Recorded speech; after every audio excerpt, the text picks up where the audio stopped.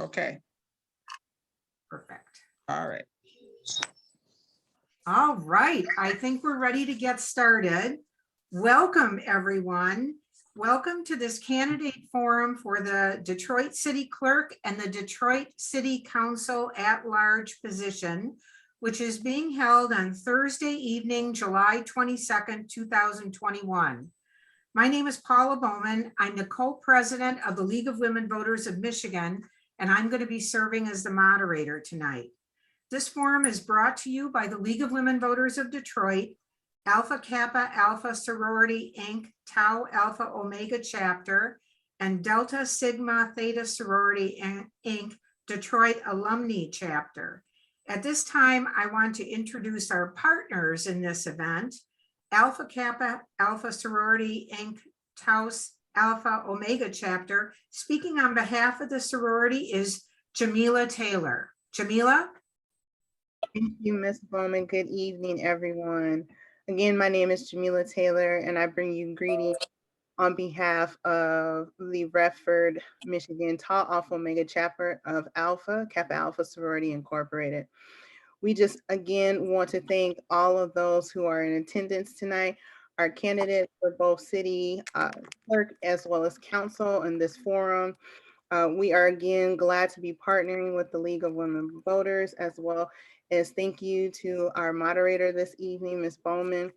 We are glad to be alongside our sisters in Greekdom, the Detroit Alumnae Chapter of Delta Sigma Theta Sorority Incorporated, and of course, all those who are concerned and care about our beloved city of Detroit. So I encourage us all to take a listening ear. Enjoy this conversation, this dialogue. Let us all come back a little bit more knowledgeable and informed voters for the fall. Thank you. Thanks, Ms. Taylor. The Delta Sigma Theta Sorority Incorporated Detroit Alumnae Chapter is represented tonight by Danielle Stephen Atara, their chapter president. And Ms. Stephen Atara, if you could say a few words. I believe that Sora is not available at this time. However, I will bring greetings. I'm the co-chair of the Detroit Alumnae Chapter of Delta Sigma Theta Sorority Incorporated. So I bring you greetings on behalf of the city of Detroit and all our neighboring communities that we serve. Certainly appreciate everyone who's come out to this auspicious occasion to hear the information that our future leaders will be bringing in regard to the city council as well as the city clerk. We certainly appreciate everyone's here and our partnerships with Alpha Kappa Alpha and the Michigan League of Voters. Thank you so much for coming out and participating. I also want to take a moment to share that we have a link with the Michigan Minority Profit Vote, DST, which is in the chat, and we'll certainly show that link. And if we have any unregistered voters or anyone who would like to pledge to say that they will be interested in voting in the primary as well as the general election, as well as if you need to apply to receive an absentee ballot, please click on the link for DST and pledge your time here. We certainly appreciate it. And thank you again for coming. And thank you on behalf of our organization. I'm Natalie Bienemy, co-chair of Social Action. Great. Thank you for your comments, Natalie. Held on August 3rd. The forum will be recorded for later viewing.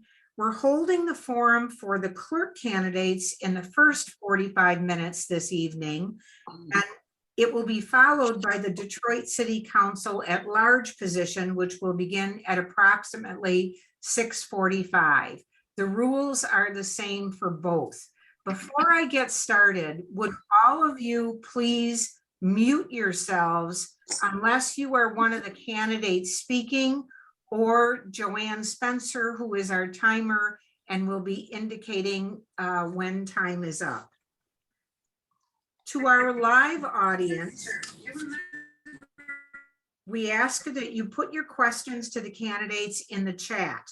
League members or sorority members will sort the questions and eliminate irrelevant and slanderous or redundant questions.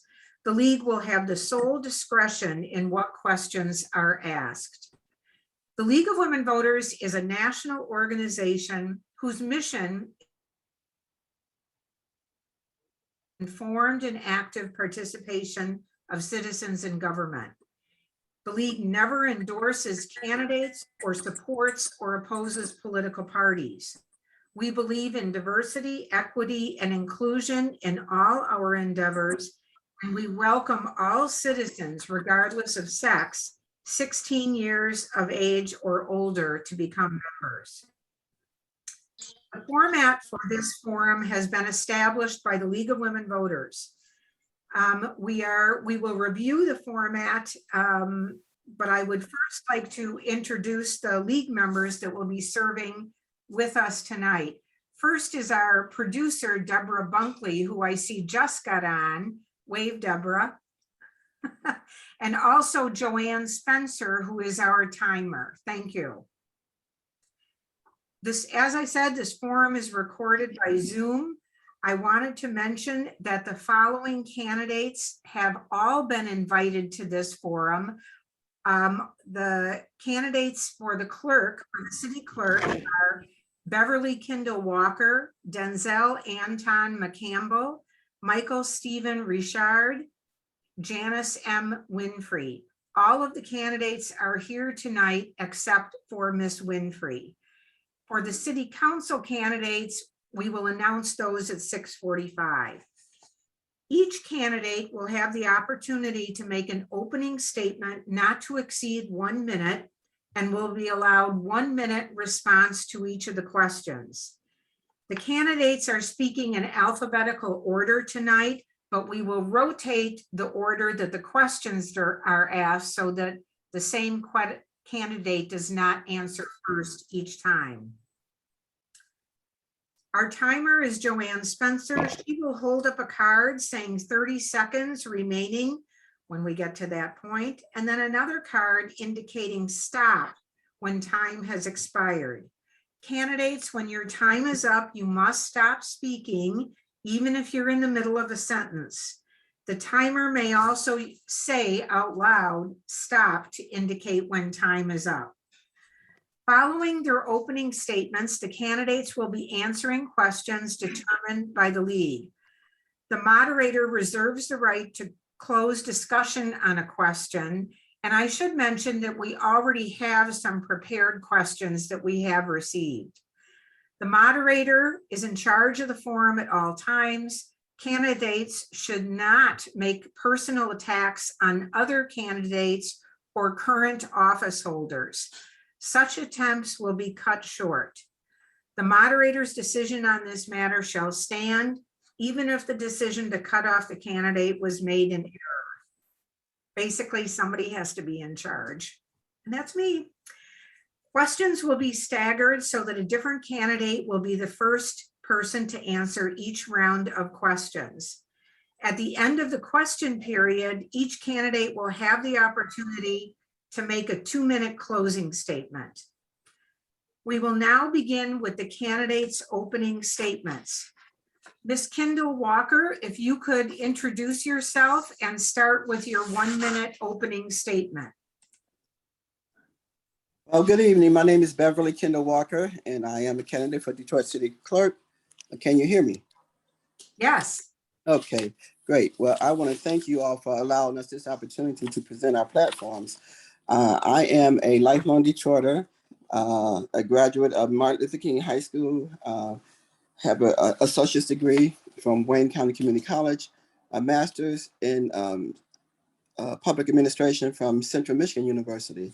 I pledged Eta Phi Beta with the historical Lewis Business College years ago. And I am currently a legislative assistant to Wayne County Commissioner Tim Killeen. I worked for a city council members, Clyde Cleveland and Brenda Scott. I was formerly a neighborhood city hall manager. So I have lots of government experience, both in city and county government. I am a wife and mother and a longtime activist in the city of Detroit. Thank you, Ms. Kendall Walker. Mr. McCampbell, if you could please introduce yourself and start with your 1-minute opening statement. Absolutely, and thank you all for having this important event. I'm good to be here with you all this evening. My name is Denzel McCampbell. I'm a Detroit native. I was born and raised on the east side, and now I live on the west side near Rouge Park. I'm a graduate of Michigan State University, and for the last decade, I've been involved in voting rights organizing and election protection efforts. I currently serve as an elected Detroit Charter Revision Commissioner, where I spent the last almost 2 years helping to revise the city's charter. And I also recently, in last fall, I was engaged, I managed a $30 million project across 8 states in regards to educating folks on how to vote, where to vote, and pushing back against misinformation that we saw in the 2020 election. So again, good to be here with you all and looking forward to this great discussion. Thank you so much. Thank you. Mr. Richard, your opening statement. Good evening, everyone. Thank you for this opportunity. My name is Michael Richard. I was born and raised in the city of Detroit, graduated from Northeastern High School. I attended an HBCU called Central State University, Wilberforce, Ohio, where I pledged Alpha Phi Alpha fraternity. I have a bachelor's degree in political science. I have a master's degree in public administration. I have 25 years of experience working for the city of Detroit. I am the only candidate that spent 6.5 years in the Department of Elections, and I'm certified by the state of Michigan to be a Elections Day trainer. I appreciate you for having me here, and I am open to all of your questions. Thank you. Thank you. We'll start this first question with Mr. McCampbell, and some of you have touched on this in your opening statements, but if you could expand, we'd appreciate it. What is your background and how will it help you to serve this community as clerk? Absolutely. So I'll start with first and foremost the election administration. As I mentioned, I've done election protection for the last decade in every election. And I have, and what that involves is that the 866-R vote, the nonpartisan hotline, I was working with that across the statewide effort. When folks will call and have issues with polling locations being closed or being denied the right to vote, I was a person that would either go out or deploy other voting rights advocates to make sure folks were voting. I was also involved in going around to clerks across the state to actually work to change the way that they do election administration to make sure that all eligible voters have the opportunity to vote. And also, as I mentioned, the $30 million project around voter education and using various ways of communication, digital, radio, print, to make sure people knew how to vote across 8 states and pushing back against the misinformation campaigns that we have seen and will continue to see. So I know election law. Thank you. Thank you so much. Thank you. Mr. Richard? Yes, I worked as the Deputy Director of Operations for the Hillary Clinton campaign for president. It was my job to deal with all of the county clerks and the city clerks in the state of Michigan. For Jackie Curry, for 6.5 years in the Department of Elections, I was a trainer. I hired, trained, and supervised election day trainers. So I am comfortable in that position. I also worked with John Kindness for 8 years, where I went out into the community and talked about the importance of voter registration, and I also registered people to vote. For Jackie Curry, I did the same thing, and now for Monique Baker McCormick, the Wayne County Commissioner, I go out into the community, explain the importance of voting and voting registration, and I also talk about the different candidates that are running for different offices. Thank you. Ms. Kendall Walker?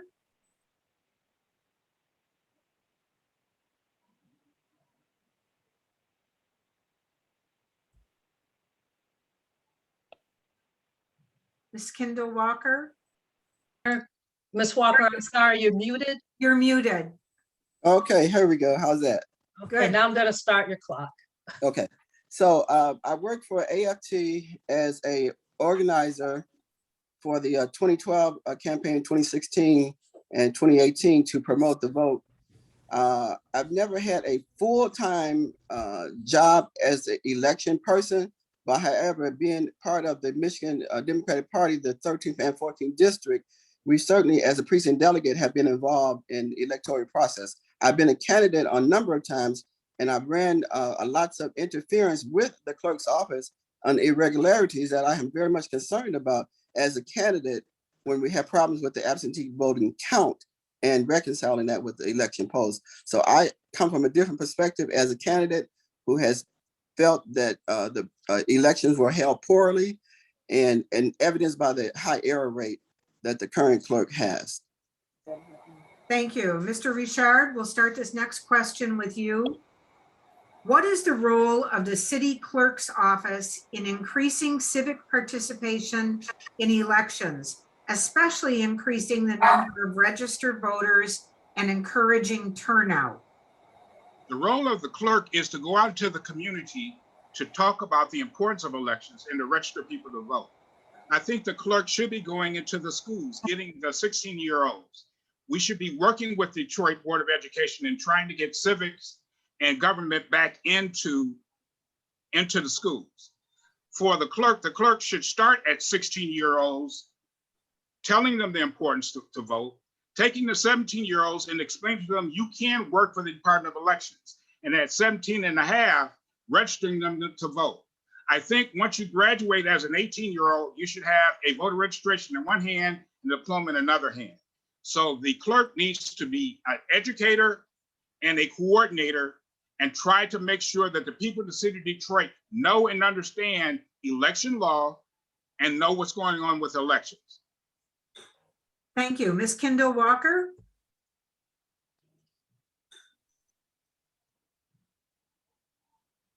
Ms. Kendall Walker, Yes, would you like me to repeat the question? please, thank you. What is the role of the city clerk's office in increasing civic participation in elections, especially increasing the number of registered voters and encouraging turnout? That should be job number one. We have an opportunity right now to take advantage of the new law that was voted upon in 2018, where you have no excuse absentee voting opportunities and same-day registration and voting. So right now, that is a very quiet opportunity that we're not really hearing a lot about from the clerk's office.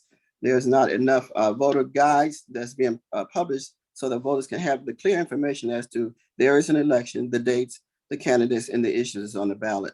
So we need to expand that. We also need to go into the area of the cable 10 opportunities that the clerk could take advantage of to demonstrate to voters how to actually vote so that we can start eliminating some of these spoiled ballots in the process. So if we more engage people, more informed voters, then we have more improvement in the voting rolls.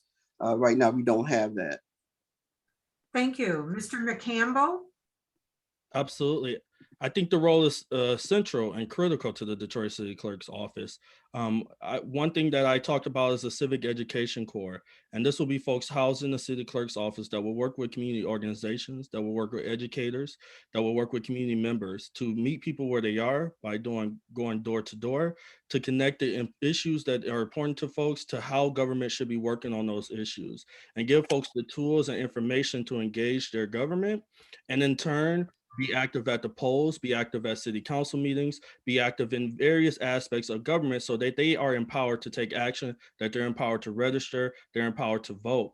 I just recently had a roundtable with educators where we came up with, we were talking about coming up with programming for K-2 through 12 to increase civics, to connect the issues that students are going through from the time that they're in kindergarten to their graduating high school, so they are already ready to take action and be civically engaged. So I think it's a critical role. Thank you. Ms. Kendall Walker, we'll start this third question with you.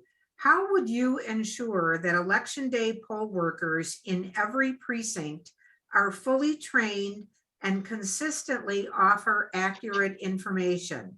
For example, when a voter appears without their photo ID, we want to make sure that he or she is not turned away. Yes, we want to make sure that the public, the voting public, is aware of the opportunities that you don't have to have an ID in order to vote, and that you can vote with a provisional ballot. But that requires you to follow up with your proof of ID so that your ballot would be counted as an actual vote as opposed to a provisional. So as I was saying about having opportunities with cable, Channel 10 and other outlets, that we would begin to inform voters of the processes.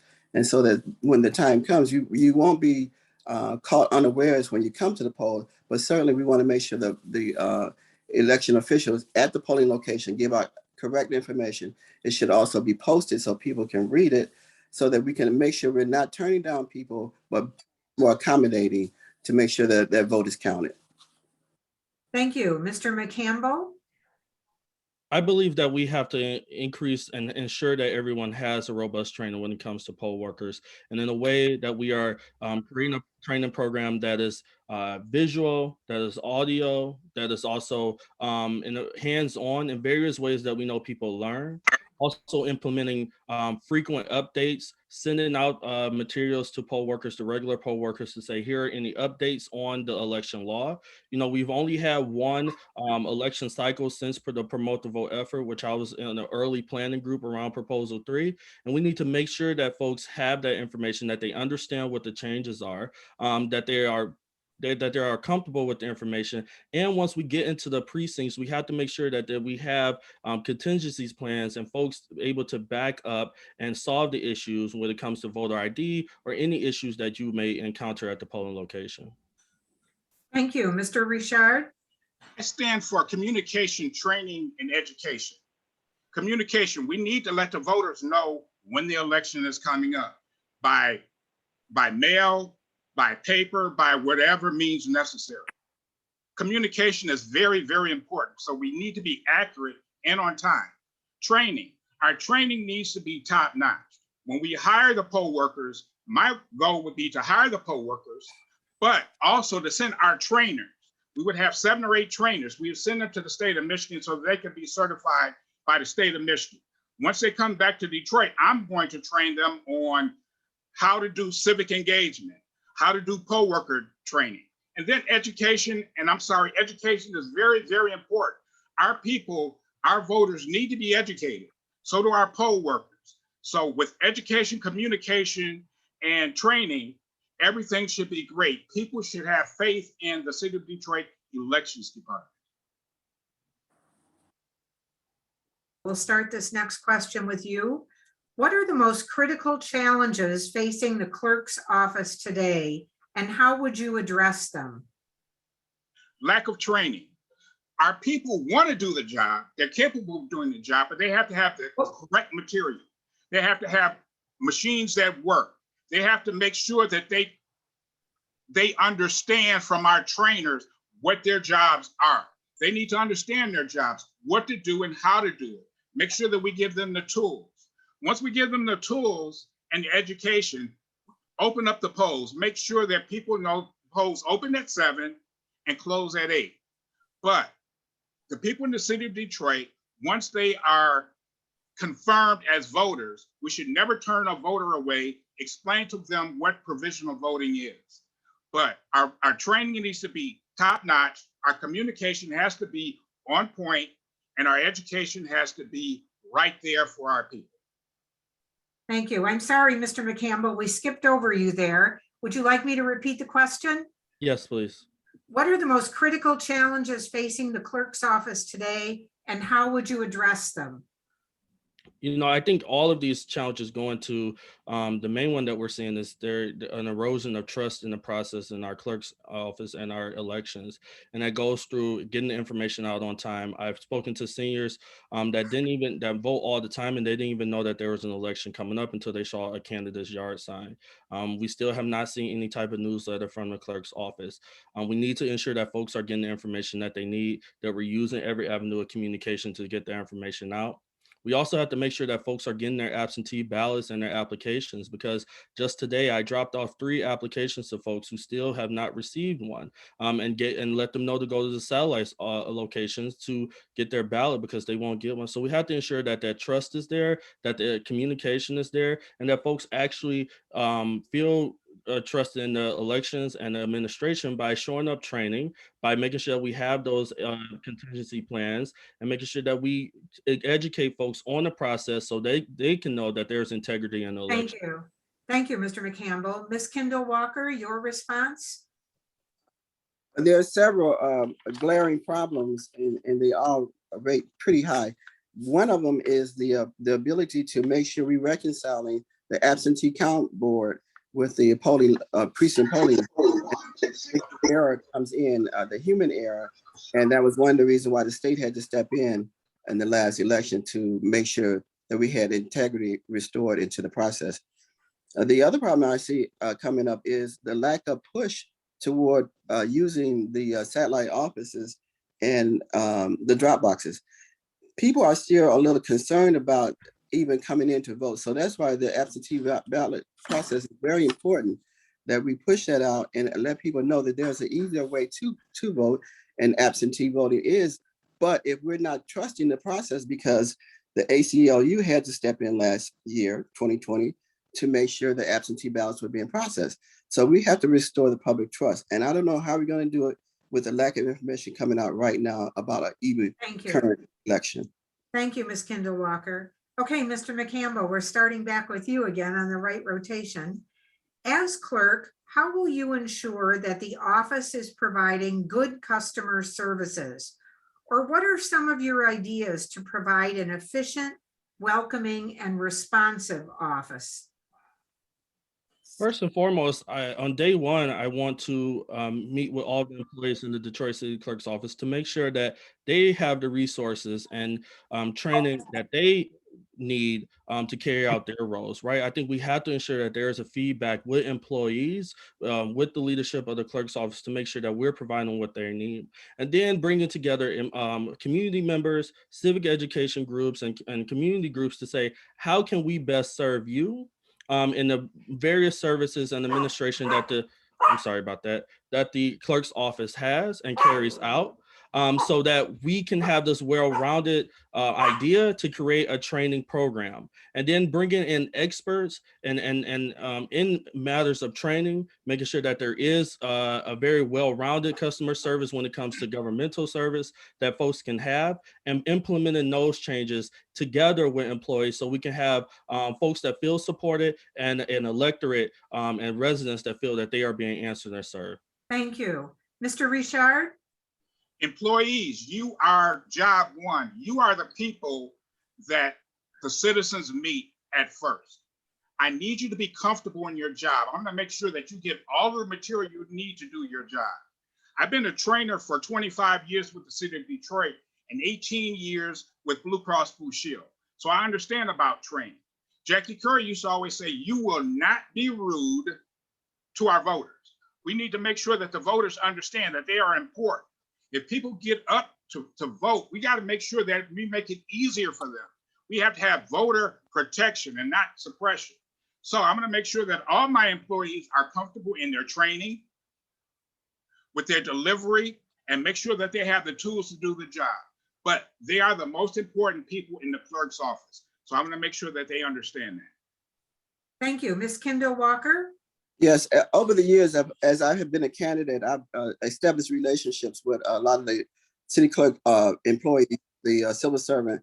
And so they're telling me how the situations could be better, but they lack motivation to be the best they can be. And that's really unfortunate that we have a lack of trust for the process, where it displays itself in the workers who are not delivering a proper product to our citizens, which is efficient elections. And so we want to make sure we're training people with the proper information that they're sharing across the counter, just like they're sharing it with their family members. We want them to have that much integrity about what they're doing to ensure that it's a reflection on you if you give out the proper information. But it comes from training, because if you don't know what to say, then you err on the side of I don't know, or either you have the wrong information, like is currently happening right now today. We have wrong information being floated around and it's not being challenged. Thank you. Thank you, Ms. Kendall Walker. And Mr. Richard, we'll start this next question with you. How do you envision using technology to improve services in the city clerk's office? I would make sure that our communication is up to snuff. I would make sure that our computers are working, that everything is downloaded into computers, that people don't have to wait in line to get information. So first of all, I want to bring the office into the 21st century. I want to make sure that if people want to work from home, they can work from home, or they can get the information from the computer. But I want to make sure that that office is voter friendly, customer service friendly. So what I would do is I would make sure that we have top-notch education, top-notch computers, that everything is working correctly. Our phones are working, and if you don't know the answer, let the people know you don't know the answer, but you will find it, and give them the correct information the first time, not the second, third, or fourth time. Thank you. Ms. Kendall Walker?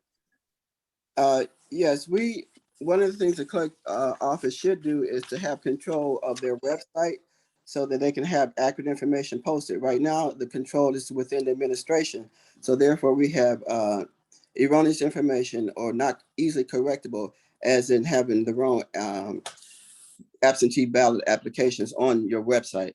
I want to also emphasize the opportunity to be on cable channel 10. A lot of citizens are in tune to watching that. And so we want to make sure we're sharing reach and outreaching information via that network as well. Thank you. Mr. McCampbell?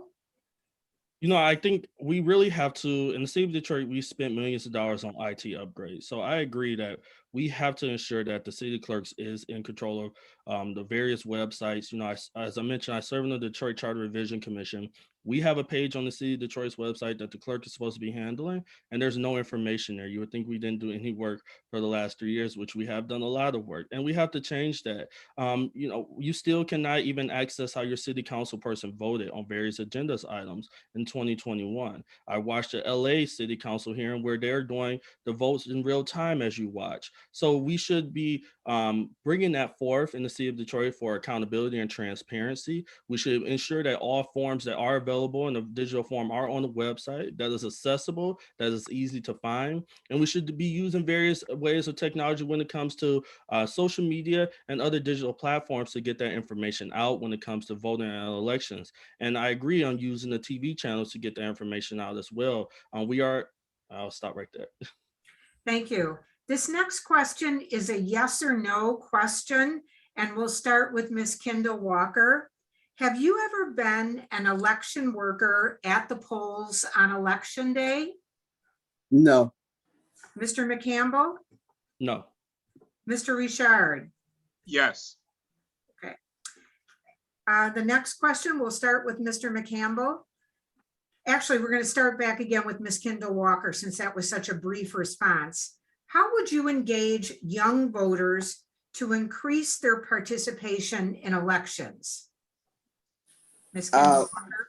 One way through the high schools would be to have a student council, student government program, or clubs from each of the public and private high schools. And that would be a way to engage them within the electoral process, as well as government, to have them represent their schools in the election commission. Thank you. Mr. McCampbell? As I mentioned before, I think working with educators and the school districts in the city of Detroit to make sure that we are implementing civic programs and programming that actually address the issues that students do care about, and connecting that to government and paving the pathway on how they can engage in government. But also beyond schools, I plan to create a commission around having young folks at the table, giving young folks the leadership and the roles to say, how can we engage folks across the city? I do consider myself still a young person. How do we go to folks, and what ways can we meet people where they are? Because I think that's the thing that is missing, that we're not meeting people where they are, young folks where they are, and engaging them on the issues that we all care about, but also giving them the roles to take that leadership instead of just talking at them. I want to be engaging and talking with them and giving them the roles that they can be involved in civic engagement and voting. Thank you. Mr. Richard? I would first start with parent education. Let the parents know, please bring your children to the polls on election day. Let them see the process. So bring the kids in. Under Jackie Curry, we had something called the Ambassador Program. The Ambassador Program was we hired 14, 15, and 16-year-olds. That was their first job. But we had them go into the junior highs and the high schools and let them explain to their peers what was going on, how election works, have a mock election. We need to go back and have mock elections in the schools. So have ambassadors, have the kids who can relate to each other, talk about it, engage in it. So have elections in the schools, get the children motivated, and then once they're motivated as children and adults, you have an educated electorate. And that's what we want, an educated electorate. Thank you, Mr. Richard. Mr. McCampbell, we'll start this next question with you. How would you ensure that adequate resources of all kinds are fairly allocated across all the precincts during elections? Well, one of the first things I want to do is do an audit on every single election in the city of Detroit. I mean, every single precinct, my apologies, in the city of Detroit. One, to ensure that the polling locations that we have are adequately located. I just talked to a voter yesterday that she's in an area that it's a couple of blocks from an existing polling location, and instead she has to go vote 3 miles away from where she lives. So we have to make sure that the precincts are adequately located in the polling locations that are nearby, but also doing an audit on how many voters do we have in that precinct, running models, using technology to run models on turnout, ensuring that every pin, privacy booth, every tabulator is there that we need, and ensuring that we have contingency plans to make sure that all of those things are there. Over planning to make sure that those resources are there, and ensuring that we have the backup and folks there if anything happens, that we are running to ensure that those things are there as well, that the materials are there, that the coverage is there. Thank you. Thank you. Mr. Richard? Could I get you to repeat the question again, please? Sure. How would you ensure that adequate resources of all kinds are fairly allocated across all precincts during elections? Well, first of all, in the clerk's office, we know, we have a gauge. We know how many people are voting at each and every precinct. So if we have a precinct that only services 2 people, we need to do something about that. But if we have a precinct that serves 100 people, not have enough material for like 30 or 40 people, each precinct should be overly staffed with material and at least have 1 extra person there in case someone gets ill. But if there is a major election, we can't run out of material at all. We know at every single election how many people vote. And then once we know how many people vote, we got the data to prove it. I would have enough material for at least 40 extra people in case extra people come. We should be oversaturated with material and not undersaturated with material, looking for material and having people stand in line to wait. Thank you. Ms. Kendall Walker? I believe that we should be properly budgeted. So when it's time for the city to go through the budget process, I think the clerk's office has thus far been under budgeted. And so therefore we don't have enough personnel in place to ensure a efficient election. So we need to make sure that we have inventory and performance audits. We do know, as Mr. Machar said, we do know how many voters are actually voting. So we can gauge, but we also want to make sure we have over and above what's necessary to complete the job. So all necessary materials, ballots, machinery should be inventoried days prior to an actual election. But most importantly, we should be budgeting money. We have special federal dollars that came in we need to make sure they're earmarked for election. Thank you. I don't want to put anything with your name or campaign names. Mr. Richard, we're going to start the closing statement with you. It's now time for each of the candidates to give their 2-minute closing statement. So Mr. Richard, take us away. Thank you for having me. Again, my name is Michael Richard. I've worked in the elections department for 6.5 years. I've worked as a trainer. I've hired them. I know the people that are still there now. I know their shortcomings. I know what they need. I know how to give them the motivation. There are a lot of problems going on in that department, but I have the solution. And the solution is I've listened to the community. I've been in the community for 20 years, so I know what the problems are that the voters think. But I also know, on the other hand, I've served in every department, other Department of Elections, I say, unless it's finance. But with finance, I work for city council staff to review the budget. So I know what the budget is.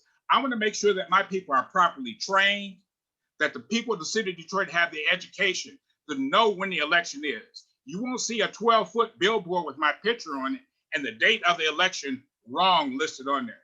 You won't have material going out at random. Everybody in Detroit will know when an election is. They will have faith in the election process. I will go out to the community. For the Deltas one year, we did a mock election for the Delta's president. And that's how we can gauge how we are doing. So we need to look at how we're doing. In 2023, there's not going to be an election. So what I'd like to do is tear down the entire system. Keep what works, enhance that, but everything that's not working, we need to improve on it. So we need to go by problems. I've got the problems. I know what the solutions are. We need to be trained, educated, and have community involvement and education. So my name is Michael Stephen Richard. Experience is important. Experience counts, and so should your vote. And with me, your vote will count. And you will have faith in elections as me being your next Detroit City Clerk. Thank you, and have a great evening. Thank you. Mr. McCampbell, your 2-minute closing statement. Thank you so much. Thank you for this wonderful evening. My name is Denzel McCampbell, running for Detroit City Clerk. I'm running again to bring fresh ideas and a new face to the office of Detroit City Clerk. One, to improve our access to the ballot box, making sure people have accurate, repetitive, and on-time information about elections, who's running, what's on the ballot, and how folks can engage at the ballot box. We have seen, even in this election, too many folks who haven't even received their ballot, and we're less than 2 weeks out, and mail is running slow, which is very worrisome that folks won't be able to exercise their right to vote. I'm also running to ensure that we increase civic education, engaging folks where they are on the issues that they care about, and connecting the dots between all levels of government so that they can be engaged at the ballot box, but to be engaged at city council hearings, boards and commissions, so that we have a well-rounded, fully educated electorate in the city of Detroit. I'm running to increase transparency in our city government, making sure that we're using technology so that people can have access to the information that the city clerk is responsible to get out to folks, whether city council votes or ensuring that they know when meetings are happening.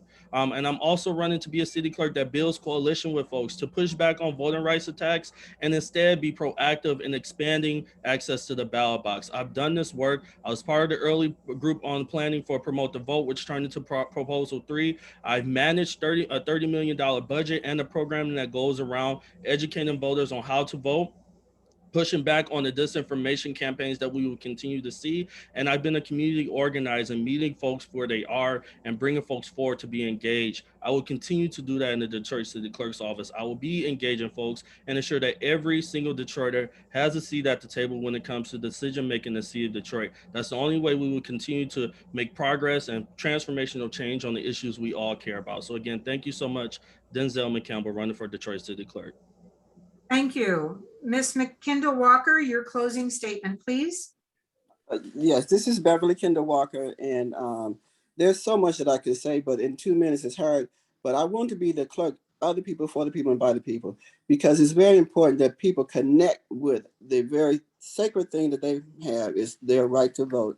And so we need to protect and defend that right to vote in the city of Detroit as we seek to effectively administer a election that is recountable, that's free of as many human errors as possible, and that the public trust is restored. And so if we continue to train, seek dollars to make sure people are properly trained and equipped with the tools that they need to do their job so that they can go walk away feeling some sort of pride in having contributed to the process of an election that is not corrupt with the process. But I do believe that we need to defend Detroit against the Republicans and Donald Trump, who is saying that Detroit is full of fraud and therefore is not to be trusted. But the process in Detroit was not full of fraud. As I said, there's a corruption in the process because we have a failure to reconcile the absentee voting count with the electronic polling book. And so if we get a handle on training people to properly reconcile the votes, then we don't have that delinquency or out of balance problem.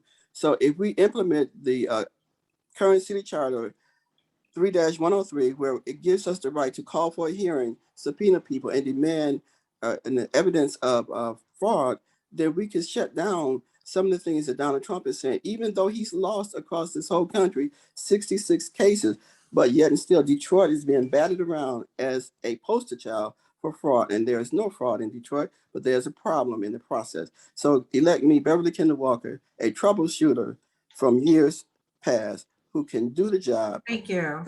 Problems. Thank you, Ms. Kendall Walker. We extend our thanks to the clerk candidates, not only for running for office, but for participating in tonight's candidates forum.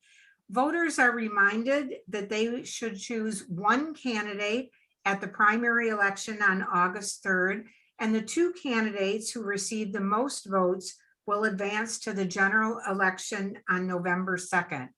We're now going to take a 30-minute pause as we prepare for the council at large candidates. The clerk candidates, you are welcome to stay on and listen to what your colleagues say regarding that forum. So thank you, and we'll take just a short pause as we prepare for the next part of the forum. Thank you. Thank you.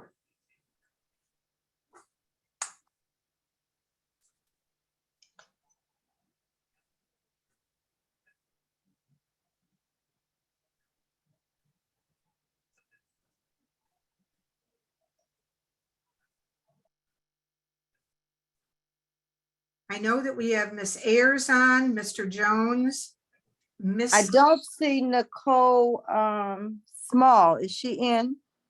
Yeah, she just came in. Great. Okay. And I didn't see Mary Waters. Now, her I have not seen. Okay. Well, we will go ahead and get started, and if Miss Waters can join us, we will have her join in. Since we're doing this alphabetically, she's at the end of the alphabet anyway. So if you're all ready to go, I will reiterate that this forum is being recorded on July 22nd, 2021. And this part of the forum is the Detroit City Council at-large candidates. There are 5 candidates running for the position, for the 2 positions, and they are Janae L. Ayers, Jermaine Lee Jones, Nicole Small, Mary Waters, and Coleman A. Young Jr. We know for sure that Mr. Young is not able to join us tonight. We hope that Ms. Waters will participate soon.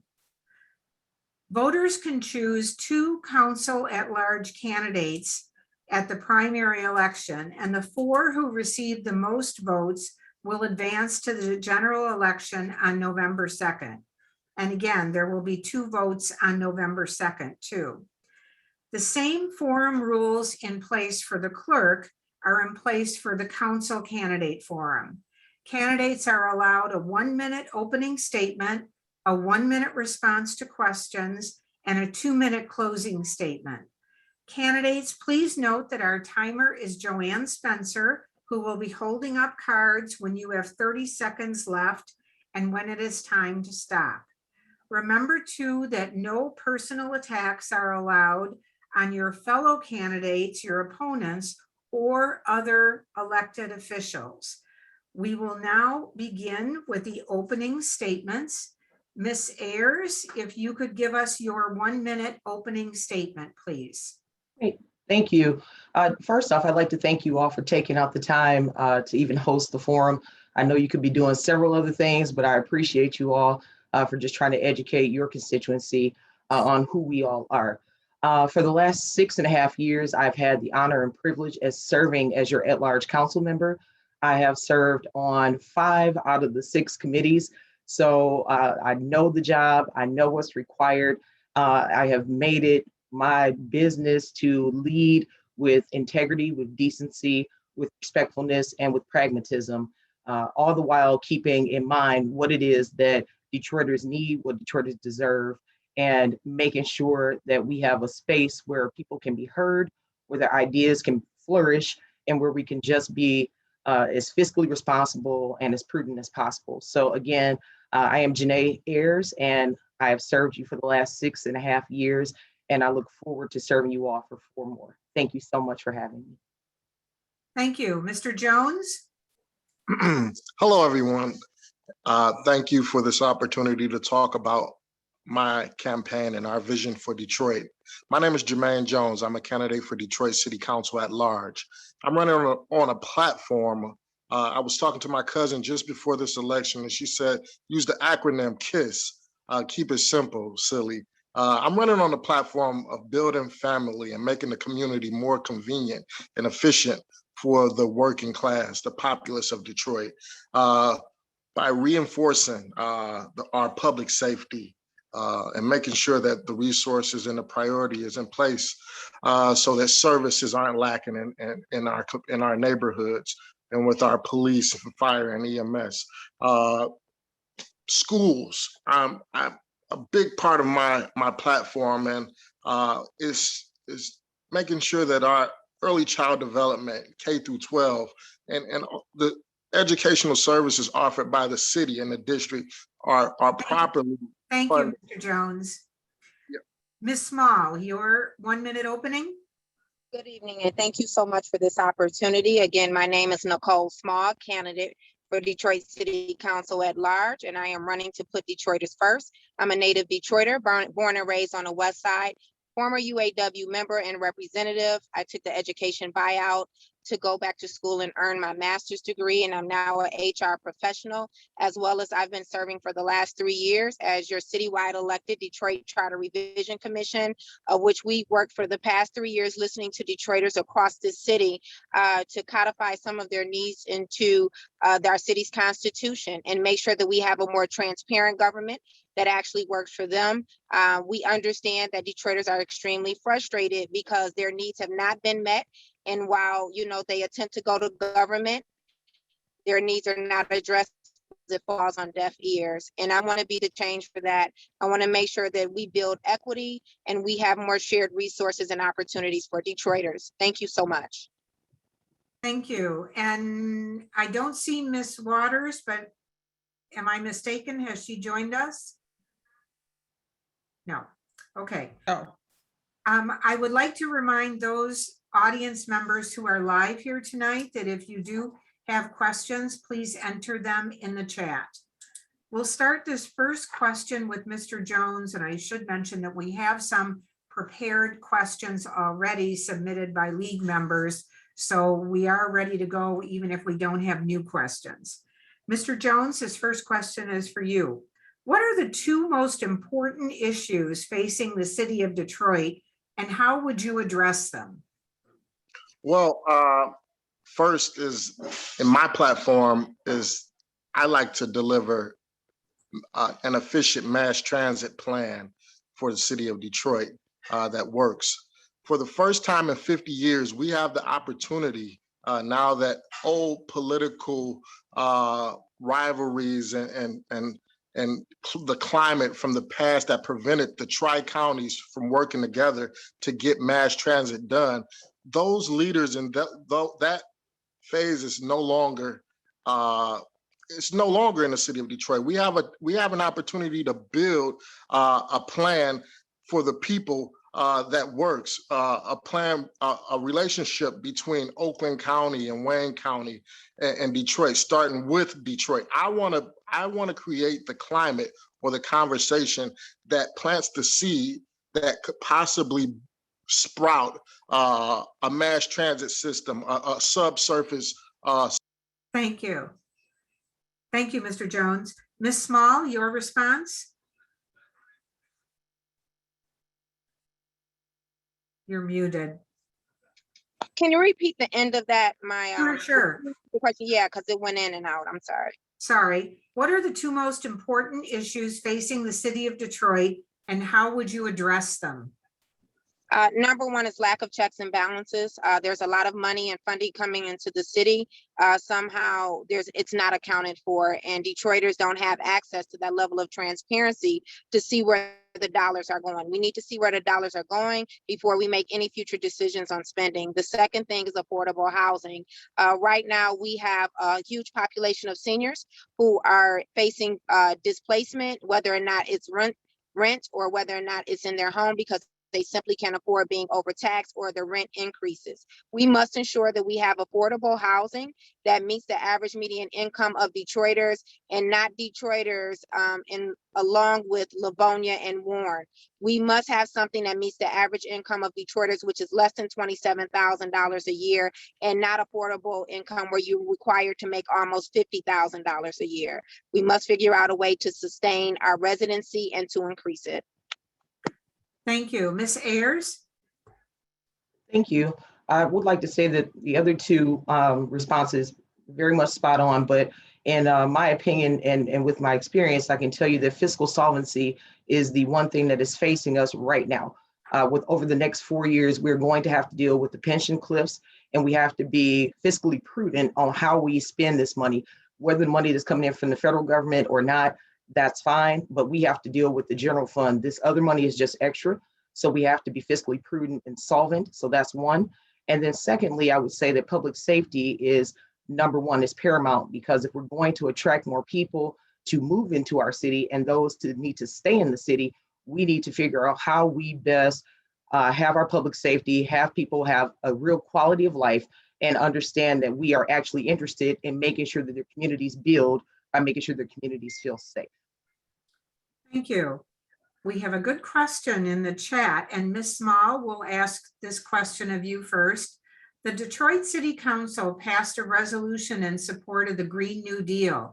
How would you as a city council representative work to implement it to reduce Detroit's carbon emissions to combat the climate crisis? Honestly, I think we need to find more dollars to make, I'm sorry. I think first and foremost, we need to make sure that we're more fiscally responsible. I do agree with the general budget, but that's not happening because we have a city's administration that continues to give away tax abatements and land for pennies on a dollar to the rich. And so the first thing we need to do is also take a look at that new Green Deal. I personally, after speaking to some people who have worked in that capacity for years, I don't think that we have enough money to do the most robust efforts that we need to make sure that we combat those carbon emissions. So I would like to take a look at the budget and make sure that we have looked at all options to ensure that we have more funding to make sure that this deal actually goes through and it.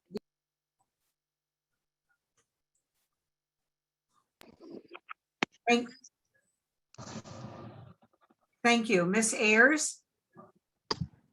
Thank you. So what we've done upon passing the resolution, what we've started to do is to take a look at ourselves, because we have multiple vehicles in many different departments. And so what we've done is started to look and say, okay, well, we need to get more environmentally friendly vehicles, because we're the first ones that are out there. So we can't tell anybody else to do something if we're not taking that same rule for ourselves. So we started that. As of right now, there is an ordinance working in place, the water body ordinance, in which we're trying to make sure that we have residential and commercial entities that are making sure that they minimize their carbon footprint, that we're making sure that there aren't any things that are going into our water system that can damage our communities. So those things are happening, but I think that what we have to do more than anything is make sure that we're really having the real conversations and inform people. This is what's happening. You need to change your plan. You need to change what you're doing. And then we need to start getting the ordinances in place to enact those said things. Thank you. Mr. Jones?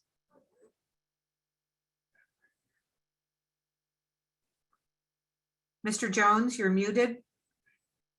Yes, could you repeat the question, please? Sure. Detroit City Council passed a resolution in support of the Green New Deal. How would you as a city council representative work to implement it to reduce Detroit's carbon emissions to combat the climate crisis? Well, I have a huge portion of my platform is dedicated to reducing the carbon footprint left by our dependency on fossil fuels and just archaic practices that aren't conducive for aren't conducive for a healthy ecosystem. A portion I just talked about mass transit.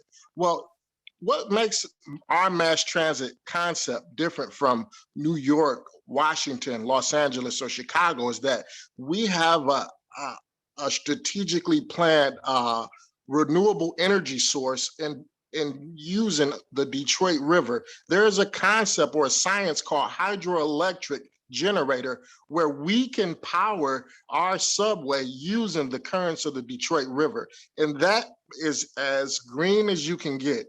Our campaign is built upon a green in Detroit platform, and that's what we will do. Thank you, Mr. Jones. Ms. Ayers, we'll start this next question with you. What is your position on Proposal P, the revised city charter?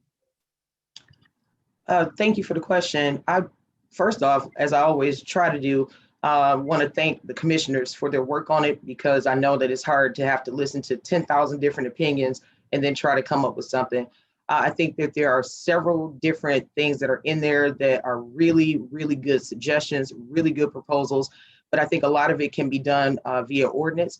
But I look forward to allowing the voters of Detroit to go ahead and choose what they want. So I trust Detroiters. I think they'll make the right decision. But again, I do commend the commission for the work that they did. Thank you. Mr. Jones? Oh, you're muted. Muted. Again, there's some precepts of Proposal P that are desperately needed. As it relates to people living at the poverty level and below, access to internet and technology that will allow them to live and to keep up with the contemporary pace of the job search or schoolwork is drastically low. Those are the high points and the positives. However, I do feel the cons or the negatives outweigh the positives.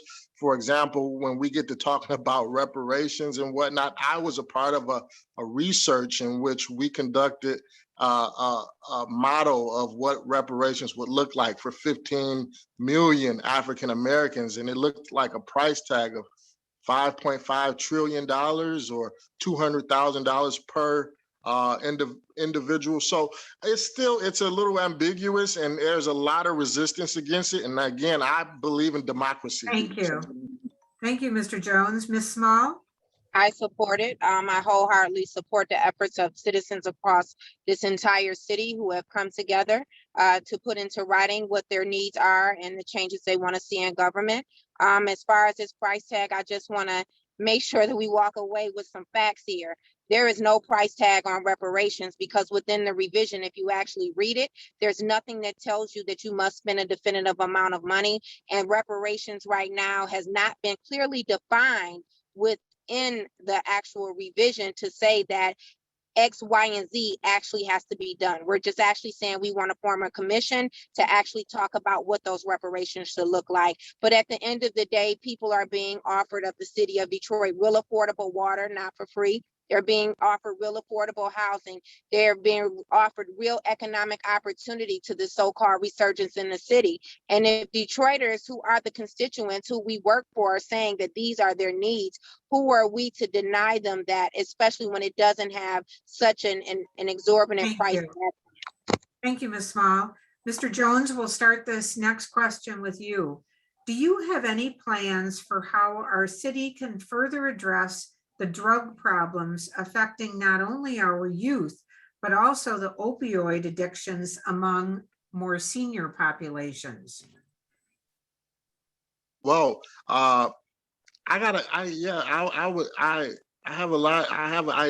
of what we could do, but the problem is from a city councilman standpoint, there's only, how much can we do except fund or go to bat for the professionals, the law enforcement, and make sure our Detroit Police Department is operating with a fine tune and operating with programs that's dedicated towards prevention and not just punishing. We know we're dealing with a problem when you talk about illegal narcotic usage.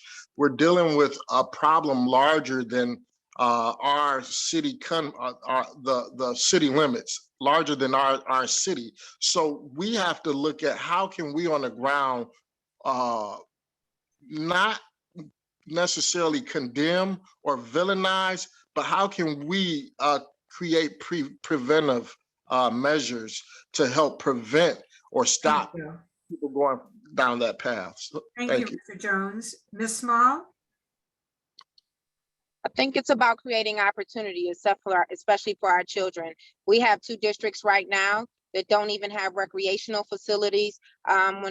For most of our children, a lot of their programs and funding have been cut unless you go to a specialty school, a magnet school, to be able to participate in the arts, to be able, to participate in other recreational activities. And that's a problem, which leaves them a lot more time to engage in other activities such as drugs. We must make sure that we start a lot earlier than just the age of 18 to 21 to give our children opportunities to do things, to figure out what they want to do with their life, and to also make sure they thrive and also create more sustainable communities when they're not subjected to that's all that they're going to see is a life of drugs and crime. Thank you. Ms. Ayers? Thank you. So I'm currently working on an ordinance that addresses the whippet problem. And I don't know if everyone is familiar with it, but that is a huge issue that we've seen starting in District 6, and it's now starting to permeate itself across the city. This ordinance will take us in alignment with the state, but we're also working, me personally, I'm working with the state in order for us to get more guidelines so that we can prevent people's access to things that are just so small that actually are narcotic that is causing the damage in our communities. Furthermore, we've taken and put more money into the health department. Recently, this had to be last week, we just approved 5 new grants that will address opioid addiction.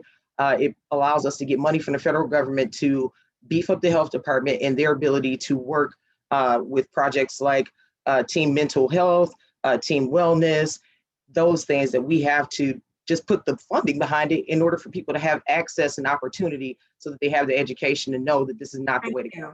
Thank you. Ms. Ayers. Ms. Small, we'll start this next question with you. What will you do to make the homeowners whole who were overtaxed to the tune of $600 million? Will you make this a priority should you be elected or re-elected? It has already been a priority. In 2019, I submitted a resolution to City Council, which did exactly that, provided relief for Detroiters. I organized more than 400 Detroiters to come to a public hearing, and this is what the resolution said. Give City of Detroiters who have been overtaxed, the homeowners, a credit every year on their summer and their winter taxes. And then this will allow the Detroiters to pay back the rest. Give them this credit every year until it's exhausted. Maybe 25% of what you owe them, give them that credit. And then it still allows the city to generate revenue every year because the taxpayer will be responsible for the difference.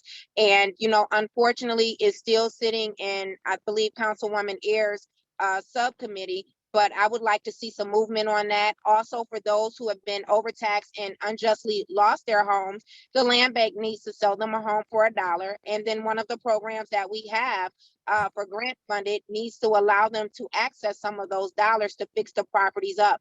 But to simply tell Detroiters there's nothing it could do is unfair. Thank you, Ms. Small. Ms. Ayers? Thank you. Thank you. Yeah, we've already started taking measures, and I would like to clear something up that resolution is not sitting in my subcommittee. Actually, that resolution, they tried to integrate it with one of the resolutions that came from the administration. That's who makes those resolutions. But going through everything that we can to remain lawful, I do agree that we need to make sure that people are made whole in whatever sense that we can. What I've been doing is working with the assessor's office to do just what Ms. Small said, figure out a way to give people at least some type of an adjustment, a stay on their property taxes so that they can have an opportunity. I don't think the solution is to give people a house for $1 because As we all know, the land bank houses, they need more than just you buying it for $1. You need to have at least 50,000 to put into it in order for them to even be livable. But we have looked into the coffers of what we have, and I'll be presenting another resolution. We presented one months ago, and it was Thank voted you. down. Thank you, Ms. Ayers. Mr. Jones? Well, definitely a recredit. The crime is that it hasn't already been done. You know, a lot of times we look for a political answer. It's about doing the right thing.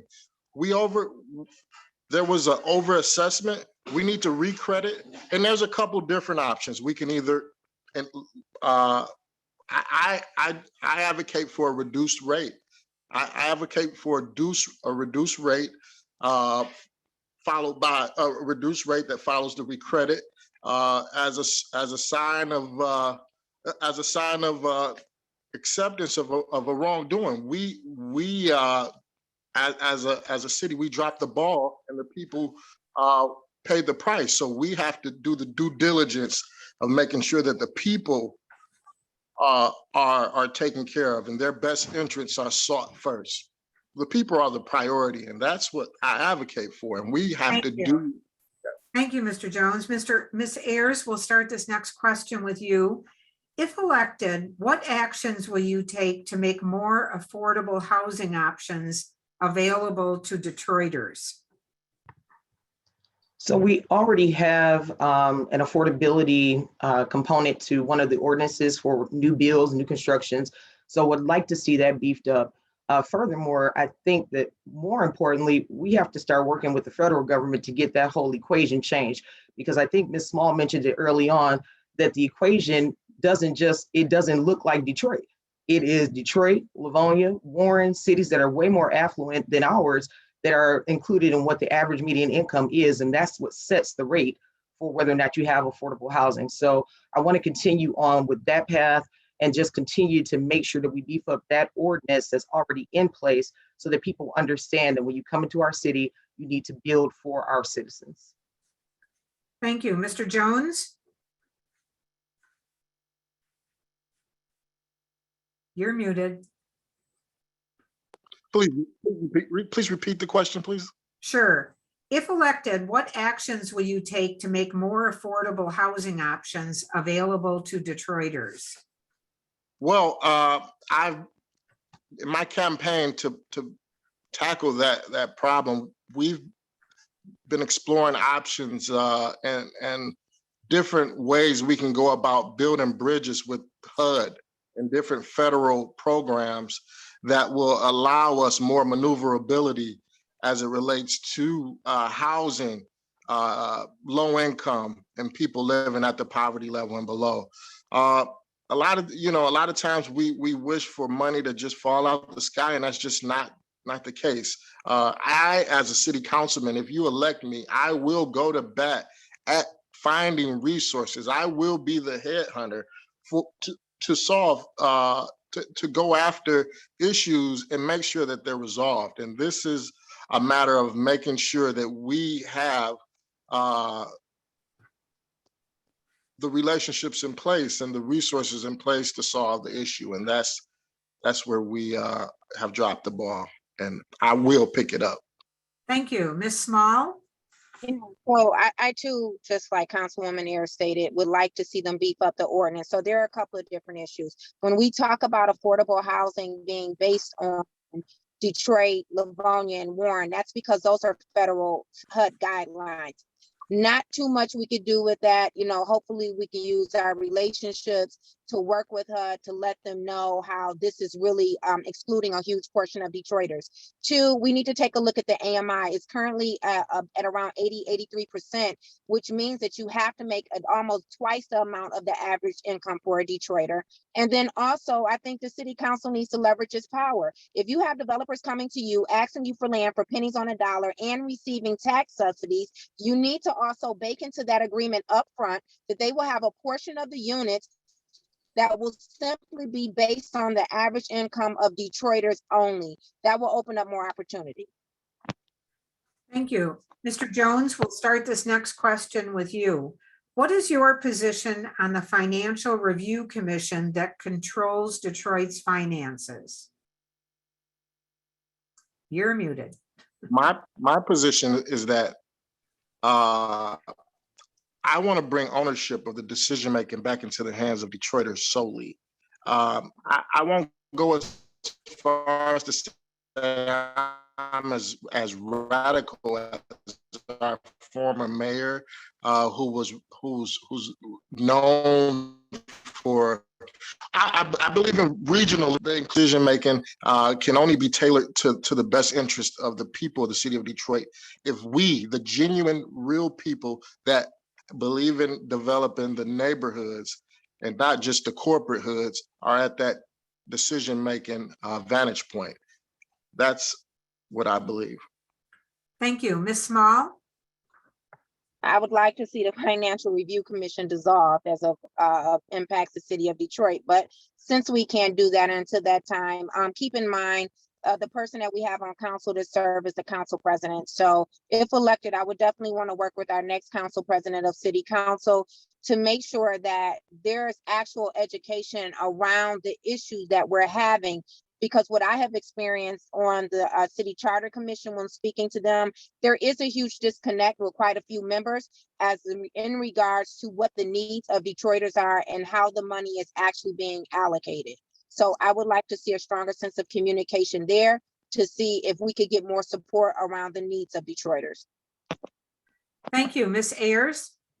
Ms. Bowman, could you repeat the question for me, please? Sure. What is your position on the Financial Review Commission that controls Detroit's finances? Okay, thank you for repeating that. I'd like to make it clear that they don't control Detroit's finances. So, and I'm speaking to you as the chair of the budget, they don't control it. So we did exit from bankruptcy 3-4 years ago.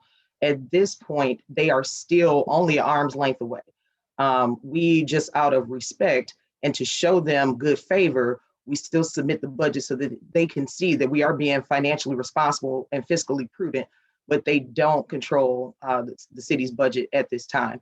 Now, my formal position on them is that I guess at the time I wasn't on council, maybe they were needed, but as of right now, I think that the group that I've had the pleasure of working with, we've done the right thing and we've kept ourselves on the right trajectory. And I just hope that with the incoming council, whether I'm a part of it or not, we all stay on that same trajectory so that we can say goodbye to the Financial Review Commission forever. Thank you. Ms. Small, we'll start this next question with you. Gun violence is on the rise. What can the council do to reduce the rate of crimes involving guns? Actually take a look at the budget and how we're allocating funds for public safety. As a part of the Charter Commission, one of our revisions is to make sure that, we're not spending huge amounts of money on military weaponry. We need to take a look at redirecting some of the resources back into increasing public safety in the neighborhood. For the last couple of years, we've been increasing the budget for public safety, and that's for police and fire. But as it applies to the police department, we need to take a look at where this spending is going, if it's actually increasing safety in our communities. And that doesn't seem to be the result. So I would like to see us increase safety precautions by actually engaging with more of the community members, also bringing more resources into the neighborhood. And I'm not talking about surveillance technology, actually having more training for our police officers and bringing more resources into the neighborhood to increase safety and sustainable communities. Thank you. Ms. Ayers? I apologize, Ms. Bowen. My connection was going out. I didn't hear the end of the question. Sorry, it might have been my connection. Gun violence is on the rise. What can the council do to reduce the rate of crimes involving guns? Oh, first off, that's an understatement. Gun violence is ridiculous. The bottom line is what we need to do is to do more community policing. We need to have more information about what guns actually do.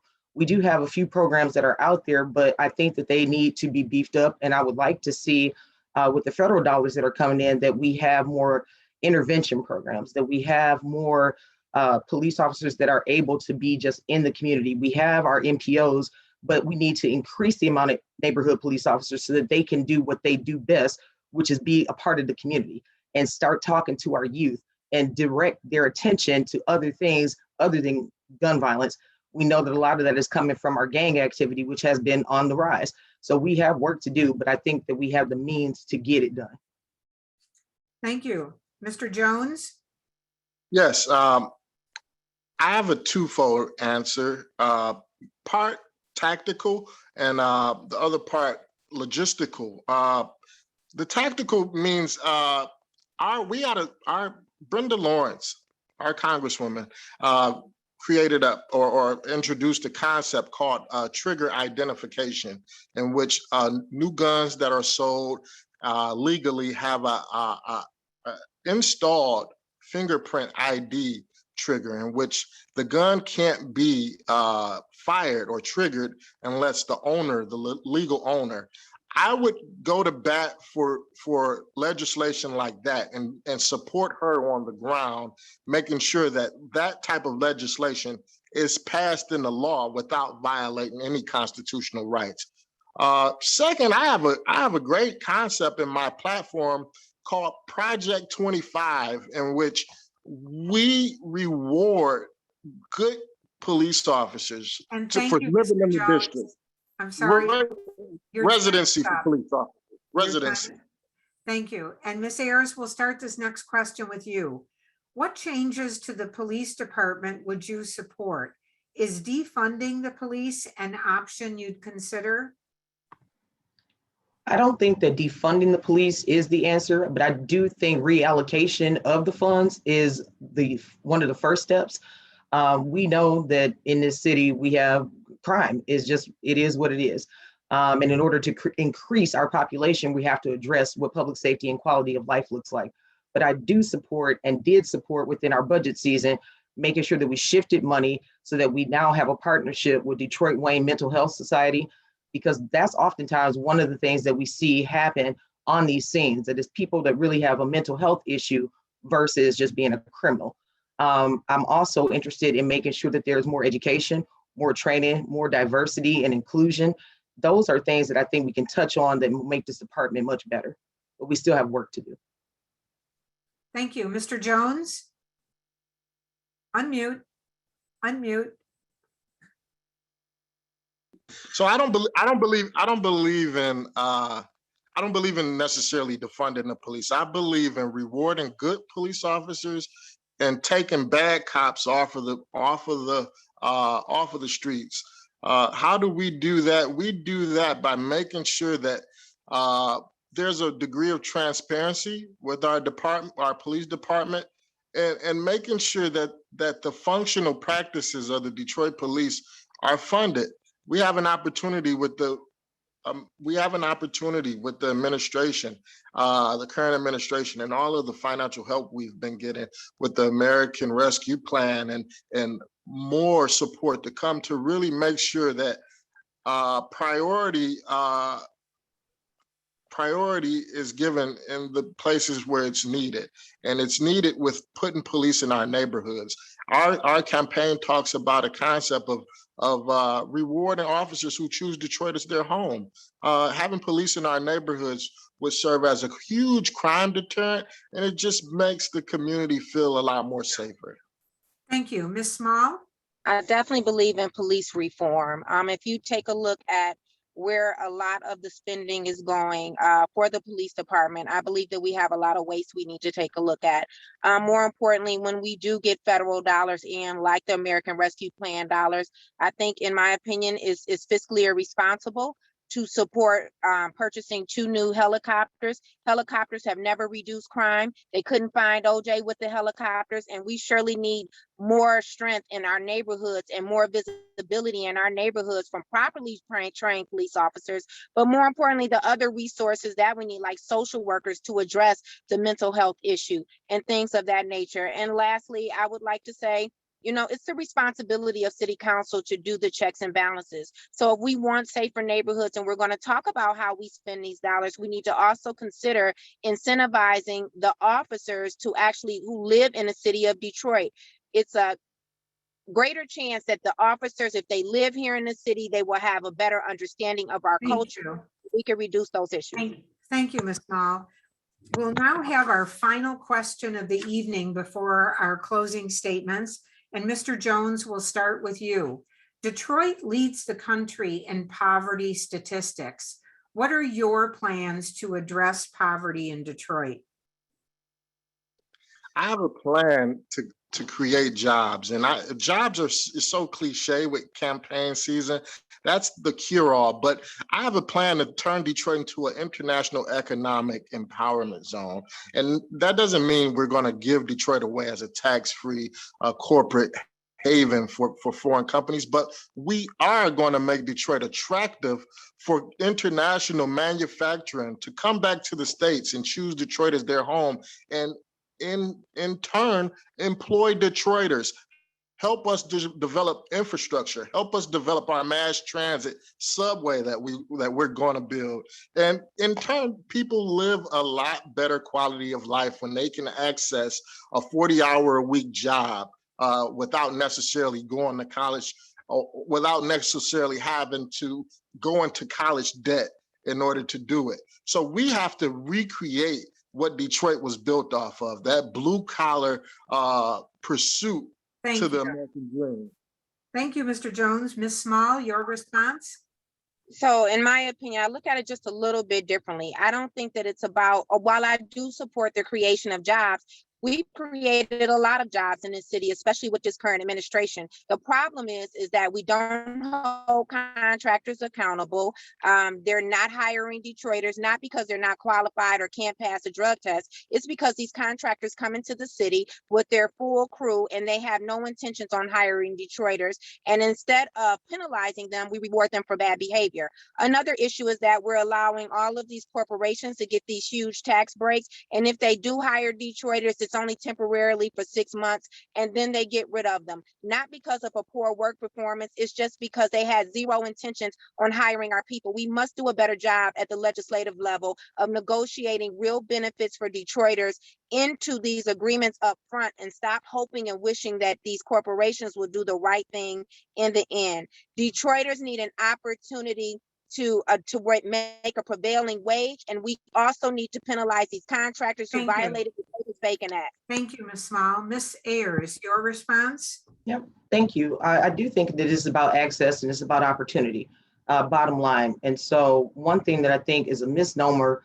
is that on the legislative level, we put the deals together. We don't put the deals together. That happens before it gets to us.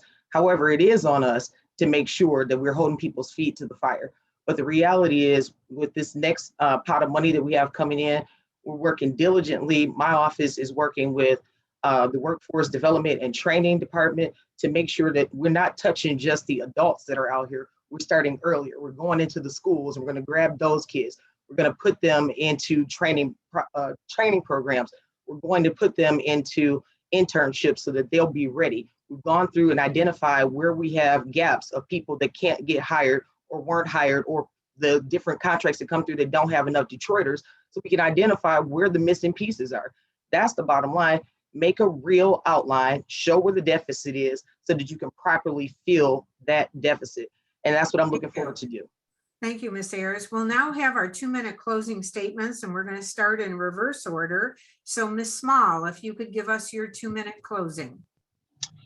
I'm fully committed, as I've always been, to putting Detroiters first, building social economic equity. That is what we need now more than ever.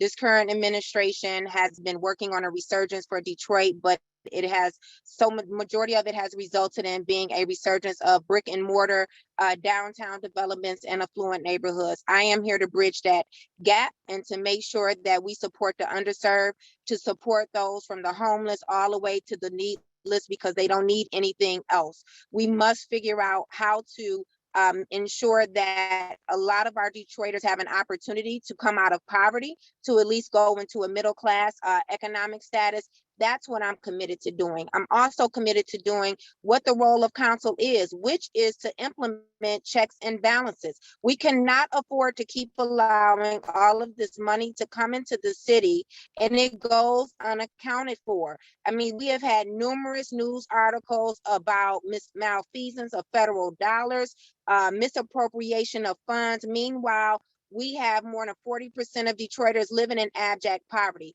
I am here to address that issue, but I'm also here to expand the opportunities for assistance to the middle class as well. You should not have to live in abject poverty in order to receive assistance from your local government. My name is Nicole Small. I am running on a platform of putting Detroiters first and to make sure that the resurgence falls into the neighborhoods and on the doorsteps of Detroiters. Thank you.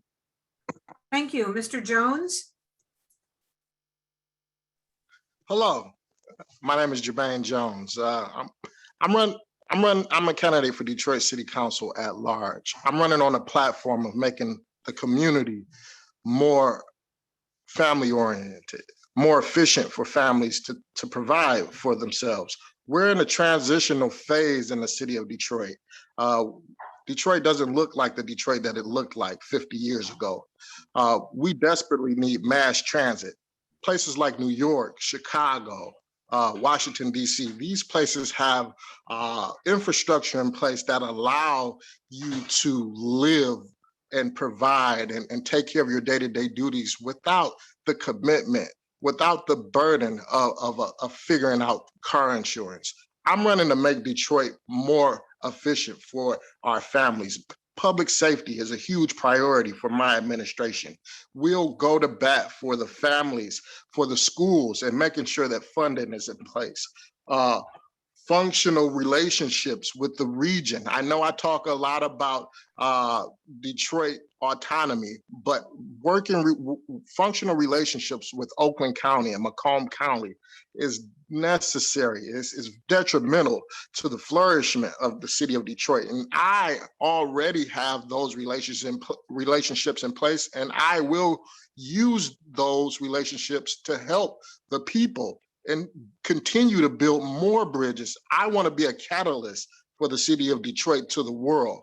And if you vote for me, I will help bring the vision to the city council that will move us back into the first-rate position that we once were in.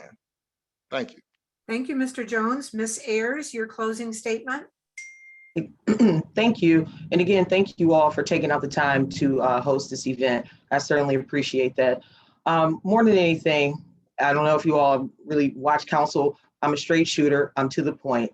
I'm not going to sit here and feed you a bunch of smoke and mirrors. I'm going to tell you not what I feel, but what I know. Over the last 6.5 years, I have learned how this thing works. As a former teacher, I taught civics, so I understand how government works and I understand practicality. I have sat and I have been in meetings. I'm a bridge builder. I am pragmatic, and I've been a part of this council that has led us out of bankruptcy and into a trajectory that I think that the city of Detroit deserves to be on.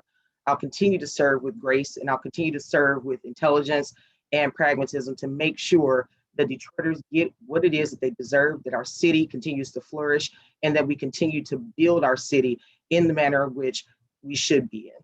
I just thank you again for allowing me the opportunity to speak in front of you. And I thank you all again. Just have a wonderful evening.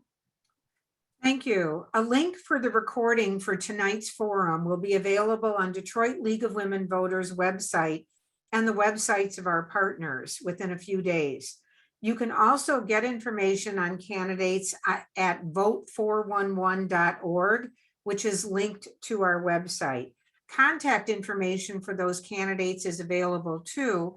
And because we've had a number of good questions in our chat that we were unable to get to, that would be an opportunity for you as citizens to contact those candidates and ask them directly.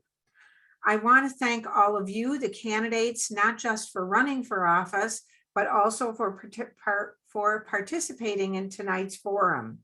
Thank you to our partners, Alpha Kappa Alpha Sorority Incorporated, Tau Alpha and Omega Chapter, and Delta Sigma Theta Sorority Incorporated, Detroit Alumnae Chapter, as well as our league members who helped with the forum, Deborah Bunkley, our producer, and Joanne Spencer, our timer.